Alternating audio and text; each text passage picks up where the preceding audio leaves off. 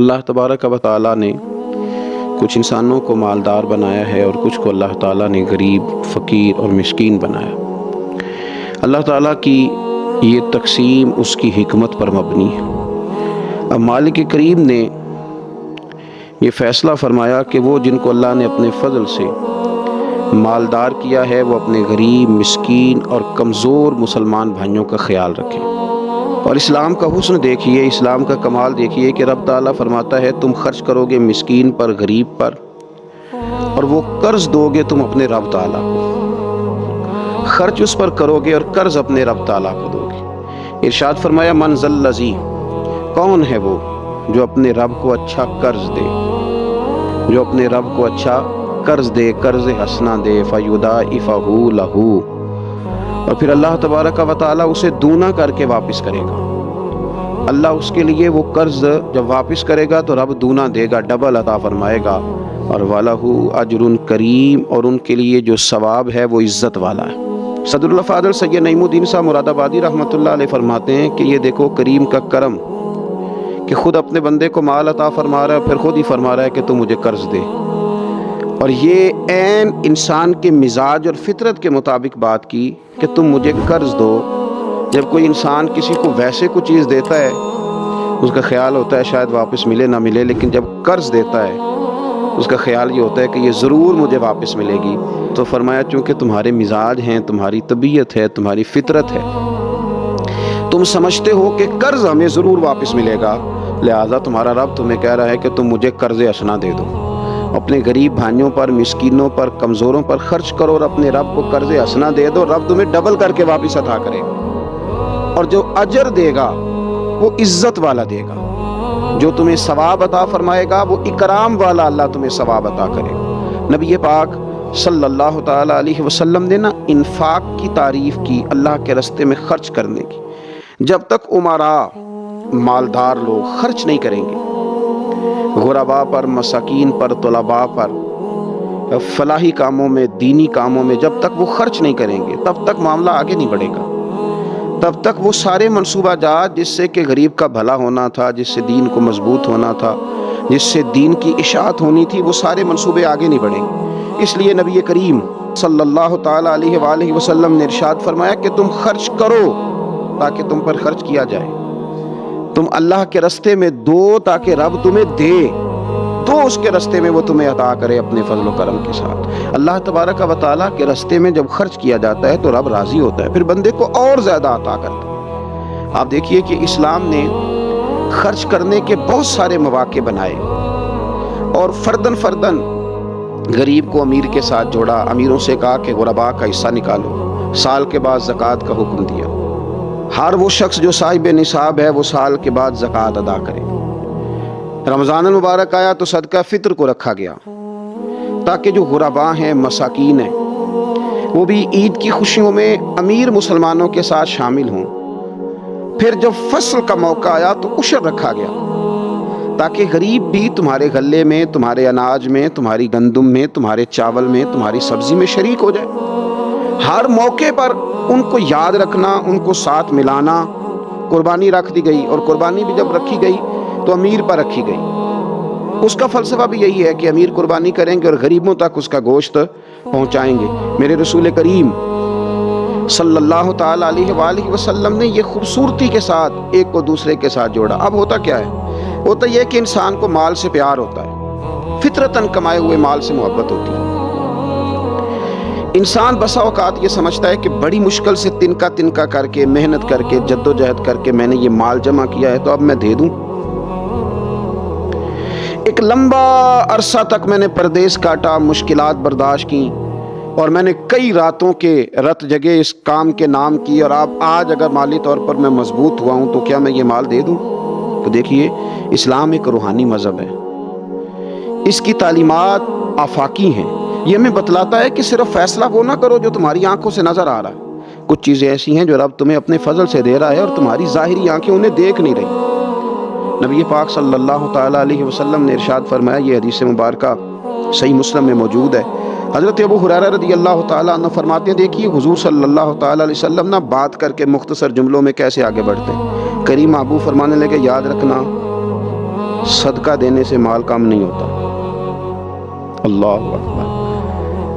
آپ کو تو میسج آ گیا بینک سے کتنے پیسے کم ہو گئے، آپ نے تو جو گن کے دراز میں رکھے تھے اس میں سے لاکھ میں سے آپ نے تو 5,000 دے دیا، تو آپ کو تو پتہ ہے وہ 95 رہ گیا ہے، لیکن یہ صحیح مسلم کے لفظ ہیں۔ حضور فرماتے ہیں صدقہ دینے سے مال کم نہیں ہوتا۔ کائنات کے سب سے سچے، کھرے، صادق اور امین محبوب علیہ الصلوۃ والسلام نے فرمایا کہ صدقہ دینے سے مال کم نہیں ہوتا۔ حکیم الامت مفتی احمد یار خان صاحب نعیمی رحمۃ اللہ تعالیٰ علیہ ارشاد فرماتے ہیں کہ کسان جب اس نے بیج کی بوریاں بھر کے رکھی ہوئی ہوتی ہیں، تو جب وہ جا کر کے بیج ڈالتا ہے نا کھیت کے اندر، تو بظاہر تو وہ بوریاں خالی کر کے آتا ہے، لیکن پتہ تب چلتا ہے کہ جب ایک ایک بیج پر پھر کئی کئی گنا دانہ لگتا ہے۔ آیا تو وہ خالی کر کے تھا، لیکن اگر تھوڑا سا وہ گہرائی کے ساتھ دیکھے تو اس نے تو کمال کر دیا، اب تو اس پر بے شمار دانے لگ گئے۔ حضور علیہ الصلوۃ والسلام نے فرمایا صدقہ دینے سے مال کم نہیں ہوتا، اور فرمایا معاف کرنے کی وجہ سے اللہ بندے کی عزت میں اضافہ کر دیتا ہے، اور فرمایا جو اللہ کی رضا کی خاطر جھک جائے اللہ اسے عزت عطا کر دیتا ہے۔ صدقہ دینے سے مال کم نہیں ہوتا۔ تو اپنی طبیعت کے اندر اگر شوق پیدا کر لیا جائے راہ خدا میں خرچ کرنے کا، ذوق بنا لیا جائے، ہمارا یہ ذہن بن جاتا ہے کہ یہ بھی میرے پیسے، یہ بھی میرے پیسے، وہ کونے میں میری جائیداد، یہ میرا مکان، وہ میرا بینک بیلنس، یہ میرے جانور، یہ میرا مال تجارت، یہ میرے کھیت کھلیان۔ میرے محبوب نے فرمایا تیرے 3 ہی مال ہیں، ایک تو نے کھا لیا ہے، ایک تو نے پہن لیا، ایک تو نے راہ خدا میں خرچ کر لیا، باقی تو وارثوں کا ہے۔ وارثوں کے مال کے بارے میں اس قدر زیادہ توجہ رکھنا، اس قدر زیادہ ذہن بنا کے رکھنا، تو اللہ تبارک و تعالیٰ کی راہ میں خرچ کرنے کا جو شوق ہے، حضور صلی اللہ علیہ وسلم نہ اس کی نصیحت کرتے۔ نبی پاک صلی اللہ تعالیٰ علیہ وسلم کے سامنے نا حضرت اسماء بنت ابی بکر صدیق خرچ کر رہی تھی، اللہ کے راستے میں دے رہی تھی، تو سرور کائنات صلی اللہ تعالیٰ علیہ وسلم نے فرمایا اسماء خرچ کرو پر گنا نہ کرو، گن گن کے اللہ کے راستے میں خرچ نہ کرو، ورنہ رب بھی تمہیں گن گن کے دے گا۔ فرمایا تم اس کے راستے میں اس کی راہ سے کچھ بچا کے نہ رکھو تو رب تعالیٰ بھی جب تمہیں دے گا نا تو پھر بے حساب ہی عطا فرمائے گا۔ گن گن کے یوں احتیاط کر کے دیکھ کے پریشان ہو کے راہ خدا میں خرچ نہ کیا جائے، بلکہ اللہ تبارک و تعالیٰ کے راستے میں دیا جائے اور مالک کے حضور اس کی رضا کے لیے خرچ کیا جائے اللہ تعالیٰ کے بندوں پر۔ حضور صلی اللہ تعالیٰ علیہ وآلہ وسلم کی جو عادات جن کی وجہ سے کائنات میں میرے محبوب پاک علیہ الصلوۃ والسلام کے روز ڈنکے بجتے ہیں، حضور کی نعتیں پڑھی جاتی ہیں، ان میں حضور علیہ السلام کی ان خوبصورت عادات میں سے ایک عادت ہے حضور کا سخی ہونا، کریم ہونا۔ لب واں ہیں آنکھیں بند ہیں پھیلی ہیں جھولیاں، کتنے مزے کی بھیک تیرے پاک در کی ہے۔ نبی پاک صلی اللہ تعالیٰ علیہ وآلہ وسلم ارشاد فرماتے ہیں حضور کا شوق دیکھیے خیرات کرنے کے تعلق سے۔ ہمارے ہاں یہ ہوتا ہے کہ بعضوں کا جیسے جیسے پیسہ بڑھتا جاتا ہے ویسے ویسے لوگوں کے اندر بخل آتا ہے، کنجوسی آتی ہے۔ بعض لوگ اللہ ماشاءاللہ وہ خیرات کرنے کی طرف اس طرح توجہ نہیں کرتے جس طرح کہ ان کا منصب انہیں حکم دیتا ہے یا ان کا منصب انہیں اس طرف قائل کرتا ہے۔ رسول کائنات صلی اللہ تعالیٰ علیہ وآلہ وسلم ارشاد فرماتے ہیں، بخاری مسلم میں موجود ہے، فرمایا اگر میرے پاس احد پہاڑ کے برابر سونا ہو، کلومیٹروں پہ پھیلا ہوا احد پہاڑ، اس کی چوڑائی ہے، اس کی لمبائی ہے، اس کی اونچائی ہے، یعنی پہاڑ کی بات ہو رہی، جن لوگوں نے زیارت کی ہے وہ جانتے ہیں کتنا بڑا پہاڑ۔ حضور فرماتے ہیں میرے غلاموں سنو، اگر میرے پاس احد پہاڑ کے برابر بھی سونا ہو تو فرمایا میرا دل چاہتا ہے کہ 3 راتیں گزرنے سے پہلے پہلے سارا اللہ کے راستے میں خرچ کر دوں، سوائے اس کے کہ جو میں نے قرض دینا، قرض کے لیے بچاؤں گا، باقی میں سب اللہ تبارک و تعالیٰ کے راستے میں خرچ کر دوں گا، 3 راتوں سے زیادہ نہیں گزریں گی، خرچ کر دوں۔ یہ شوق ہے نبی پاک صلی اللہ علیہ وسلم کا سخاوت کے ساتھ، حضور پسند کرتے سخاوت کرنا۔ نبی پاک صلی اللہ تعالیٰ علیہ وآلہ وسلم نے اپنے دست مبارک سے ہمیشہ لوگوں کو عطا کیا۔ حضور صلی اللہ تعالیٰ علیہ وسلم خرچ کرنے کی ترغیب دیتے، لوگوں کو رغبت دلاتے۔ ہمارے ہاں پہلی تو بات یہ ہے کہ خرچ کرنے کا ماحول نہیں بنتا، اور اگر بعض لوگ خرچ کرتے ہیں تو بے دلی کے ساتھ خرچ کرتے ہیں۔ اللہ تبارک و تعالیٰ کے راستے میں جب آپ کو دینا ہے، جب آپ کو مالک کے راستے میں دینا ہے تو پھر آپ کو بندہ تھوڑی دیکھنا ہے، پھر تو اللہ کی رضا دیکھنی ہے۔ تو خرچ تو کرتے ہیں لیکن وہ خوش دلی، وہ ذوق، وہ شوق، وہ خوبصورتی ان کی طبیعت میں نہیں ہوتی جو ہونی چاہیے۔ اللہ کے راستے میں خرچ کریں تو اللہ کی رضا کو پیش نظر رکھ کے خرچ کریں، پھر خرچ کیا جاتا ہے۔ صدقہ دیا جاتا ہے، لیکن کب بندہ بیمار ہو گیا، جب تندرست تھا، لاکھوں روپے پڑے تھے، صدقہ کرنے کا خیال نہیں آیا، ہزاروں موجود تھے، اس کے دل کی توجہ اس جانب نہیں ہوئی، آج بیمار پڑا ہے، کمزوری آ گئی ہے، قریب المرگ ہو گیا ہے، اب اس کا خیال آتا ہے کہ میں کچھ اللہ کے راستے میں دوں، ایک بکرا لو بھی ذرا ذبح کر دو، ذرا تھوڑا صدقہ دے دو، کس بات پر؟ کہ میں بیمار ہو گیا، کس بات پر؟ کہ میں کمزور ہو گیا۔ اگر آپ صحت کے عالم میں صدقہ کرتے اللہ کو راضی کرنے کے لیے تو وہ کیا خوب تھا، وہ ہمارے ایک بزرگ ہیں تو فرمایا کرتے ہیں کہ میں نے جب خرچ کرنا شروع کیا تو میرے ذہن میں ایک بات آئی، اس نے مجھے ابھارا کہ میں اللہ کے راستے میں زیادہ خرچ کروں۔ میرے ذہن میں یہ بات آئی کہ یار جتنا میں اپنے والدین کی طرف سے خرچ کر رہا ہوں نا، میری اولاد بھی میرے بعد اتنا ہی خرچ کرے گی، تو کیوں نہ ایسا ہو کہ ان کے حقوق پورے ادا کر کے، ان کی آسانیوں کا خیال کر کے، جو اللہ تعالیٰ نے مجھے اپنے فضل سے زیادہ دیا ہے اس میں سے میں اللہ کے راستے میں خرچ کروں۔ تو اس شوق کے ساتھ میں نے خرچ کرنا شروع کیا۔ نبی پاک صلی اللہ تعالیٰ علیہ وآلہ وسلم ارشاد فرماتے ہیں کہ کسی بندے کا اپنی زندگی میں 1 درہم خرچ کرنا مرتے وقت 100 درہم خرچ کرنے سے زیادہ بہتر ہے۔ زندگی میں 1 درہم دینا مرتے وقت، یعنی عین بیماری کے عالم میں جب تو خرچ کر رہا ہے تو وہ تو 100 خرچ کرے گا درہم، اور تندرستی میں، صحت میں تو نے 1 خرچ کیا تو اللہ تعالیٰ اس 1 کا ثواب تجھے اس وقت سے زیادہ عطا فرمائے گا۔ یہ حدیث مبارکہ ابو داؤد شریف میں مشکات میں ملے گی۔ حضور فرماتے ہیں صحت کے عالم میں خرچ کر، بجائے اس کے کہ تیری طرف سے کوئی صدقہ دینے جائے تو خود صدقہ دینے جا، اپنے ہاتھوں سے دے اور شوق بنا کے دے اور توجہ کر کے دے، اور تیری طبیعت لگی ہوئی ہو اور تو خود اپنے کندھے پہ رکھ کے جائے، غریبوں کے گھر میں پہنچا کے آئے، اور تو تیرا دل کرے اگر میرے گھر کے اندر گندم موجود ہے پھر کوئی بھوکا نہ سوئے، اگر میرے پاس طاقت موجود ہے کسی کو کپڑا پہنانے کی تو پھر کوئی غریب سردی میں ٹھٹھرتا نہ سوئے، اگر میرے پاس طاقت موجود ہے مکانات بنانے کی، پھر مالک کریم کا کوئی بندہ جس کو میرے رب نے پیدا کیا، اس کی قدرت کا جو شاہکار ہے رسول پاک علیہ السلام کا، کوئی غلام بغیر چھت کے نہ سوئے۔ اگر میرے پاس طاقت ہے تو پھر میرا حال تو یہ ہونا چاہیے نا کہ کسی غریب کی بیٹی اس لیے نہ بیٹھی رہے کہ اس کے پاس جہیز کوئی نہیں، یوں نہ ہو کہ میرے گھر کے اندر تو آدھا کھانا کھایا جائے اور آدھا ضائع کیا جائے، لیکن بہت سارے لوگ ایسے ہیں جو رات کو ترس ہیں کہ کچھ مرضی کا من پسند مل جاتا تو پیٹ بھر کے کھا لیتے۔ سخاوت کا حکم دیا گیا، صحت کے عالم میں خرچ کریں، تندرستی کے عالم میں خرچ کریں، اللہ کی رضا کے لیے خرچ کریں۔ یہ ماحول نہ بنائیں کہ بیمار ہو گیا ہوں تو جا بیٹے صدقہ کر دے، اب میں کمزور پڑ گیا ہوں تو جا بیٹے تو کچھ اللہ کے راستے میں خرچ کر دے۔ ایک شوق ہو، ایک طبیعت ہو۔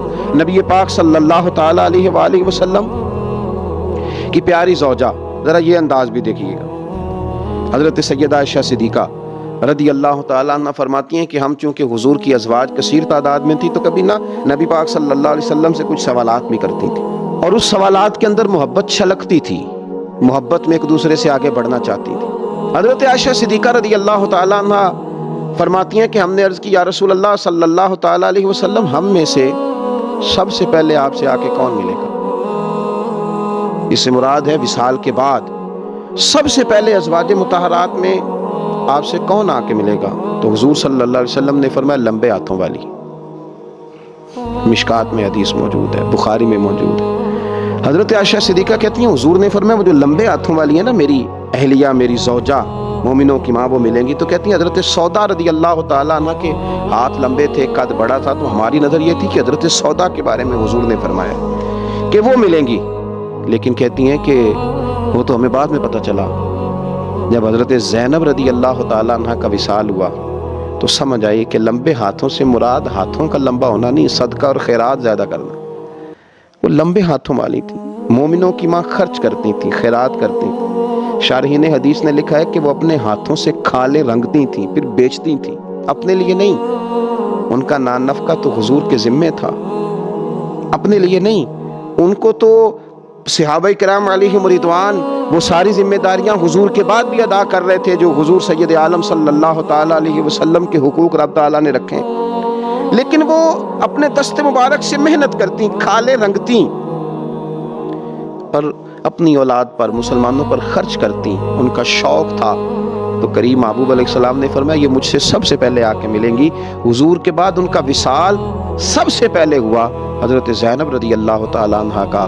او بھائی، اس میں بھی ایک لطیف اشارہ ہے، اس میں بھی ایک خوبصورت اشارہ ہے کہ حضور کا قرب پانے کے لیے سخی ہونا بھی ضروری ہے۔ رسول پاک علیہ السلام کی بارگاہ ناز کے قریب ہونے کے لیے سخاوت کا مزاج ہونا بھی ضروری ہے۔ انسان کے دل کا، اس کی طبیعت کا، اس کے مزاج کا سخی ہونا ضروری ہے، اس لیے کہ اس نے رسول پاک صلی اللہ تعالیٰ علیہ وآلہ وسلم کے قریب جانا ہے۔ اعلیٰ حضرت بریلوی رحمۃ اللہ تعالیٰ نے لکھا ہے، فرماتے ہیں اللہ کے محبوب علیہ الصلاۃ اچانک مسجد میں تشریف لائے اور نماز کا وقت ہو گیا، اقامت کہہ دی گئی۔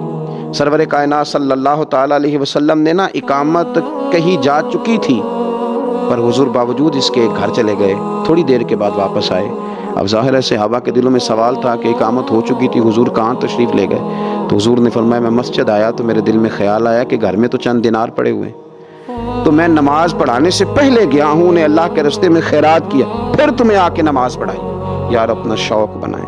آپ یقین کریں کہ بہت سارے لوگ ہیں جو بہت سارے لوگوں کا خیال رکھ سکتے ہیں، لیکن ہماری نظر اپنے سے اٹھتی نہیں، ہم اپنے آپ سے سوچنا شروع کرتے ہیں، اپنے اوپر ختم کر لیتے ہیں۔ اگر بہت زیادہ بڑھ کے سوچیں گے تو اپنی اولاد کا سوچیں گے۔ ذہن بنائیں سخاوت کا، اور رمضان شریف میں خاص کر کے توجہ کریں۔ آپ مساجد کا خیال کریں، مدارس کا خیال کریں، اور خوب خیال کریں، خوب خیال کریں، اور غرباء کا خیال کریں، مساکین کا خیال کریں، کمزور لوگوں کا خیال کریں۔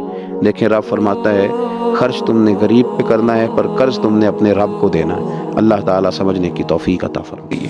جب حضور جتنا عرصہ تک مکہ شریف میں تشریف فرماتے تو زیادہ وقت مسجد الحرام میں گزارتے تھے، اور جب قریب محبوب صلی اللہ تعالیٰ علیہ وسلم محبوب دو عالم علیہ السلام مدینہ طیبہ تشریف لے آئے تو حضور نے سب سے پہلے مسجد قباء کی تعمیر فرمائی۔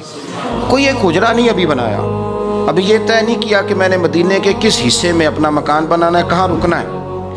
سب سے پہلے مسجد شریف کی تعمیر فرمائی اور بنفس نفیس فرمائی۔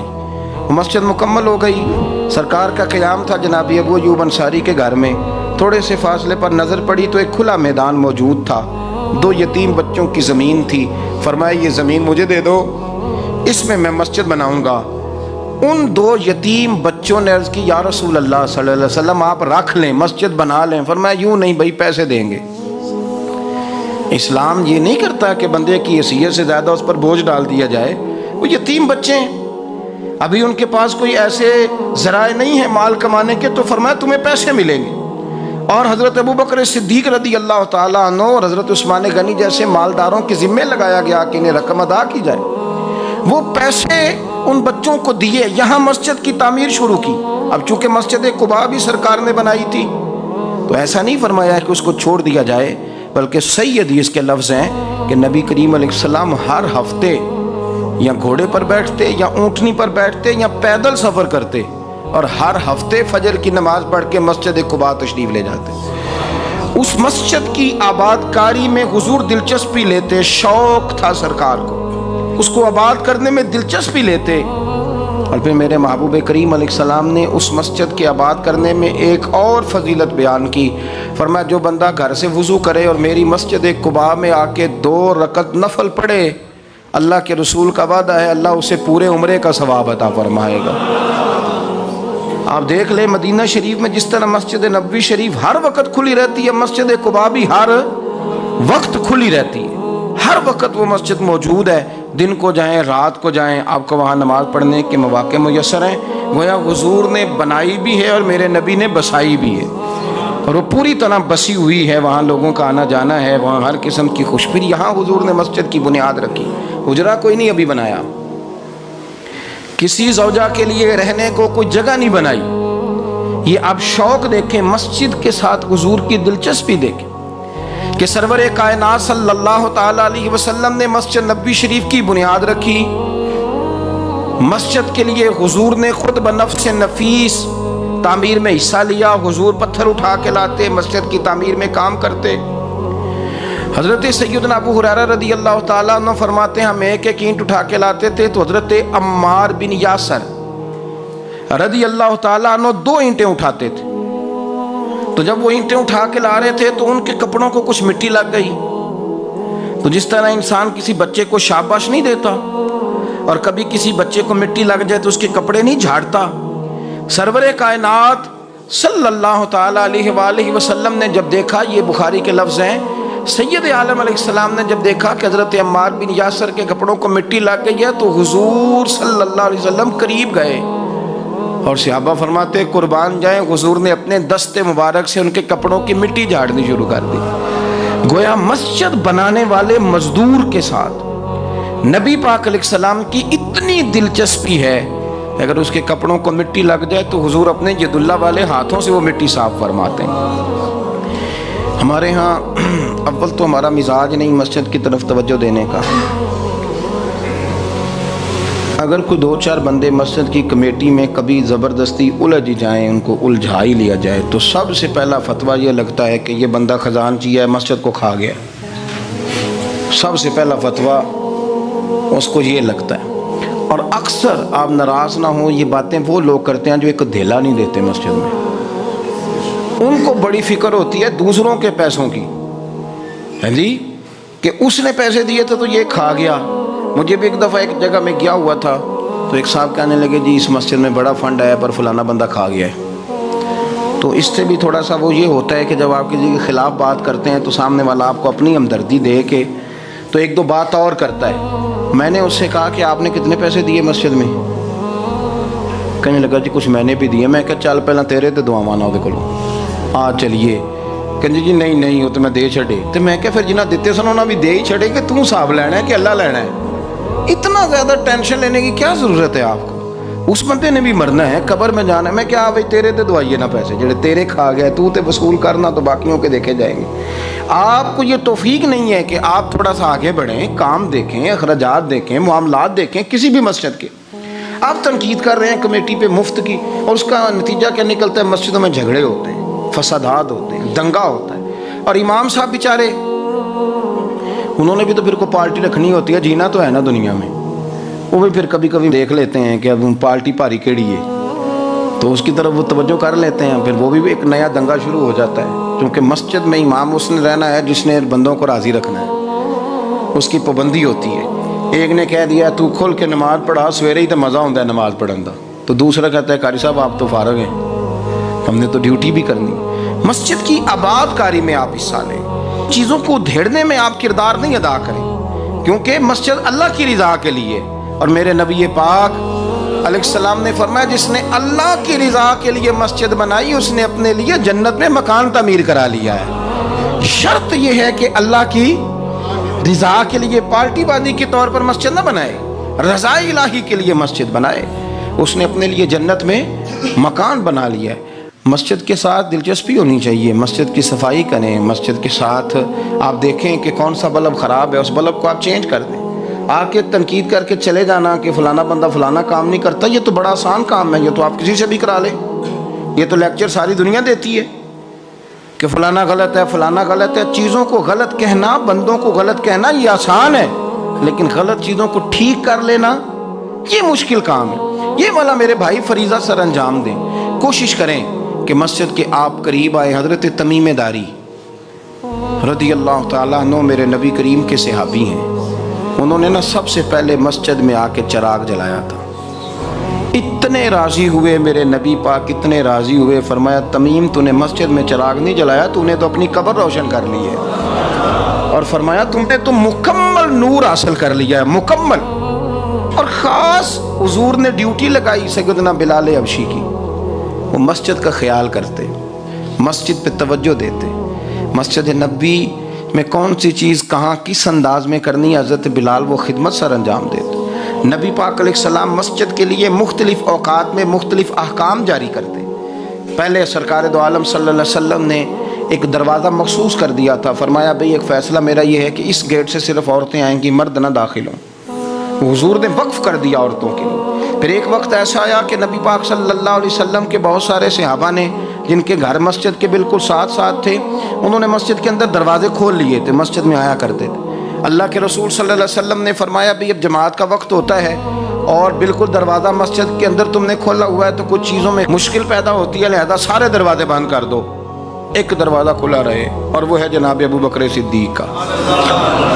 وہ آج بھی کھلا ہے مسجد نبوی، اس کو وہ دروازے کو بند نہیں کرتے، کبھی ضرورت ہو تو وہ آگے کوئی کنات لگا دیتے ہیں، دروازہ وہ ہمیشہ کھلا رہتا ہے اس لیے کہ اس کو میرے نبی پاک نے کھولا ہے، وہ دروازہ کھلا رہتا ہے۔ حضور نے مختلف اوقات میں مسجد کی تزئین و آرائش میں، اس کی وسعت میں دلچسپی کا اظہار کیا۔ حضرت بلال جھاڑو دیتے، آنے والے لوگوں کا خیال کرتے، مجھے کہہ لینے دیں، اس کو سیاسی نعرہ نہ سمجھیں، مجھے کہنے دیں اور میں بہت ساری احادیث اور بہت ساری سیرت کی کتابوں کا نچوڑ ایک جملے میں بیان کرتا ہوں۔ مسجد نبوی ایک پارلیمنٹ ہاؤس کا درجہ رکھتی تھی، اسی میں سارے فیصلے ہوتے تھے، اسی کے اندر کافروں کے ساتھ جو معاملات تھے وہ طے ہوتے تھے، اسی میں ہر چیز سیٹ ہوتی تھی مسجد کے اندر۔ ہماری سیاست ناپاک اس لیے ہوئی ہے کہ ہم نے مسجد سے باہر نکال دی۔ جب تک یہ مسجد کے اندر تھی، وضو کر کے لوگ بیٹھتے تھے، قرآن پاک کی آیات بیان کر کے اپنا موقف بیان کرتے تھے، بڑا صاف ستھرا نظام چلتا تھا۔ امیر المومنین کا پارلیمنٹ ہاؤس مسجد ہوتی تھی، وہ مسجد میں بیٹھ کے سارے کام کرتے تھے اور مسجد کے پاکیزہ ماحول کے اندر سارے کام مکمل کیے جاتے تھے۔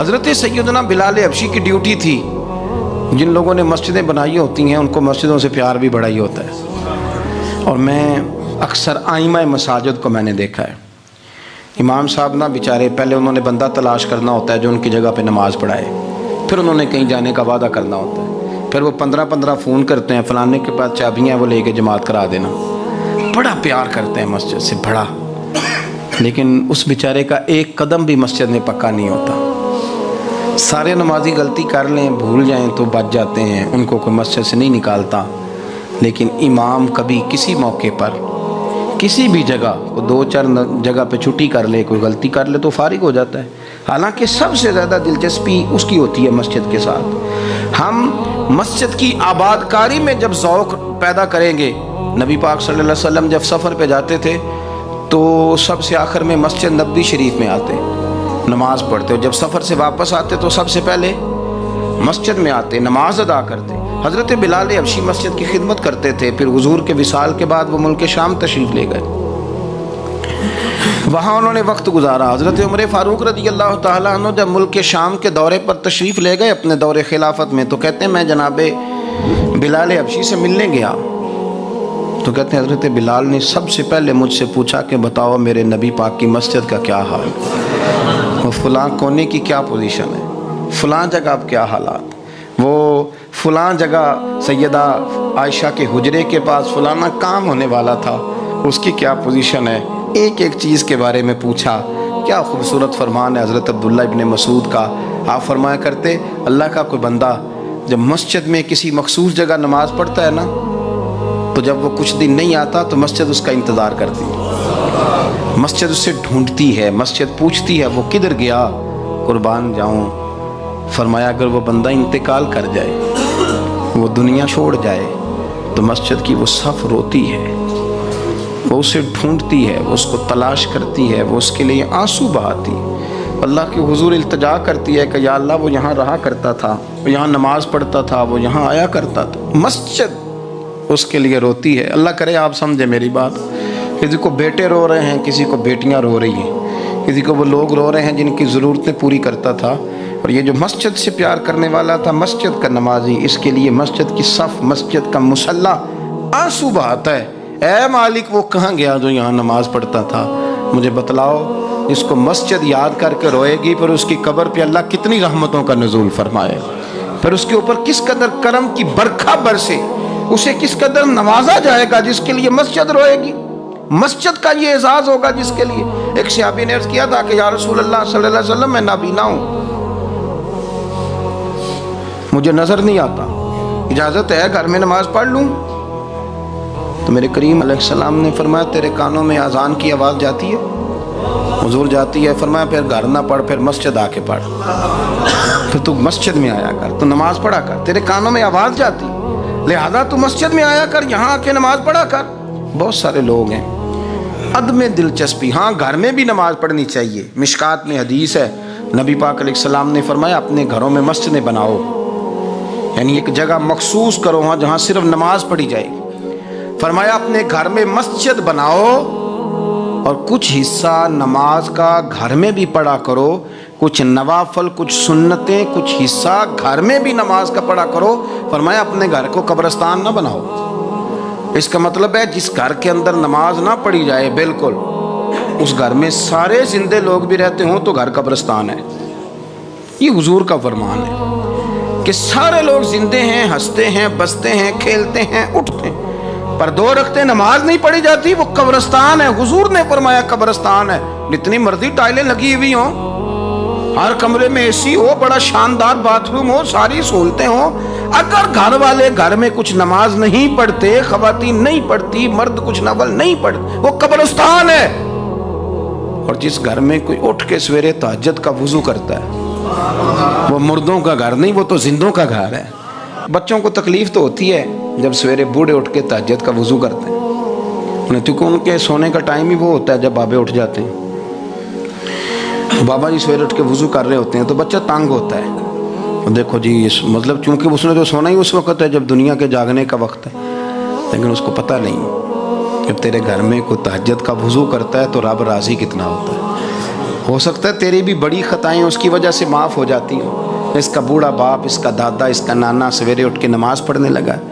ہم کیوں نہیں اس بات کو سمجھتے کہ مسجد کے ساتھ ہماری دلچسپی، اللہ کے گھر کے ساتھ ہمارا تعلق، میرے نبی کریم صلی اللہ تعالی علیہ وسلم نے فرمایا میں نے جنت کے اندر دیکھا کہ کس عمل کا ثواب زیادہ ہے، تو فرمایا میں نے سب سے زیادہ اجر والے جو اعمال دیکھے ان میں ایک عمل یہ ہے کہ جو بندہ مسجد کی صفائی کر کے کچھ کوڑا مسجد سے باہر نکال دے گا، رب کریم اسے جنت میں بڑا درجہ عطا فرما دے گا۔ لیکن یہ تو کام کرے گا کوئی غریب آدمی، ناراض نہ ہونا، مسجد میں جھاڑو دے گا کوئی۔ میں نے اپنے لاہور والے سارے پیر بھائیوں کو بلایا تھا کچھ دن ہوئے، میں نے ان کو نصیحت کی تھی کہ آپ اپنے علاقے کی مسجد کی صفائی کیا کریں، اور ساتھ میں نے انہیں کہا تھا کہ یہ میرا اپنے حکم سمجھنا ہے کہ مسجد کے انتظامی معاملات میں مداخلت نہیں کرنی، اپنی مسجد محلے کی میں جائیں اور جا کے جھاڑو دیں۔ بابا فرید صاحب رحمۃ اللہ علیہ فرمایا کرتے تھے جو چاہتا ہے اس کے دل کو سکون ملے تو وہ اللہ کے گھر میں جھاڑو دیا کرے، اور خود اپنے آپ سے کہا کرتے تھے اٹھ فریدہ ستیا جھاڑو دے مسجد، تو ستیں رب جاگدا تیری ڈاڈے نال پرید۔ مسجد کی صفائی کر، لیکن یہ بھی غریبوں در نبی پر پڑا رہوں گا، پڑے ہی رہنے سے کام ہوگا، کبھی تو قسمت کھلے گی میری، کبھی تو میرا سلام ہوگا، در نبی پر پڑا رہوں گا، پڑے ہی رہنے سے کام ہوگا، خلاف معشوق کچھ ہوا ہے، نہ کوئی عاشق سے کام ہوگا، خلاف معشوق کچھ ہوا ہے، نہ کوئی عاشق سے کام ہوگا، خدا بھی ہوگا ادھر ہی ہے دل جدھر وہ عالی مقام ہوگا، در نبی پر پڑا رہوں گا، پڑے ہی رہنے سے کام ہوگا، کیے ہی جاؤں غرض مطلب، ملے گا جب تک نہ دل کا مطلب، کیے ہی جاؤں غرض مطلب، ملے گا جب تک نہ دل کا مطلب، ना शाम मतलब की सुबह होगी, ना ये फसाना तमाम होगा। दर नबी पर पड़ा रहूँगा, पड़े ही रहने से काम होगा।